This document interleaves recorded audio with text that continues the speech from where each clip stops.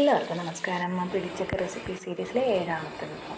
ഇടിച്ചക്ക ഇതുപോലെ കഷ്ണങ്ങളൊക്കെ കുക്കറിലേക്ക് ഇട്ട് കൊടുത്ത് കുറച്ച് ഉപ്പും കുറച്ച് വെള്ളം കൂടെ ചേർത്തൊരു 3 വിസിലെടുക്കാം. പിന്നെ വേണ്ടതൊരു പച്ചമാങ്ങ. ഞാൻ അധികം പുളിയില്ലാത്ത മാങ്ങയാണ് എടുത്തിട്ടുള്ളത്. അത് കഷ്ണങ്ങളാക്കി ഒന്ന് വേവിച്ചെടുക്കാം. ആവശ്യത്തിന് തേങ്ങ ചെരുകിയത്, അതിലേക്ക് എരിവിന് ആവശ്യമുള്ള വറ്റൽമുളക് വെളിച്ചെണ്ണയിൽ ഒന്ന് വറുത്ത് കോരിയത് കൂടെ ചേർത്ത് വറുത്ത് തയ്യാറാക്കാം. മാങ്ങ വന്നിട്ടുണ്ട്. നല്ല പുളിയുള്ള മാങ്ങയാണെങ്കിൽ ഒരു പകുതി വേവ് മതിയാവും. ഒരുപാട് വേവിച്ച് അടക്കരുത്, പുളി കൂടും കറിക്ക്.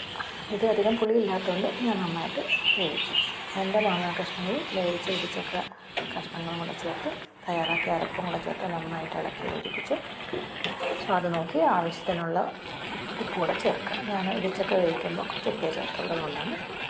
നല്ല തിളച്ച് വരുമ്പോൾ വെളിച്ചെണ്ണയിൽ കടുക്, ഉലുവ, വറ്റൽമുളക്, കറിവേപ്പില ഇത്രയും ചേർത്ത് താളിച്ച് വിട്ട് സ്വാദിഷ്ടമായ ഇടിച്ചക്ക മാങ്ങാക്കറി റെഡി.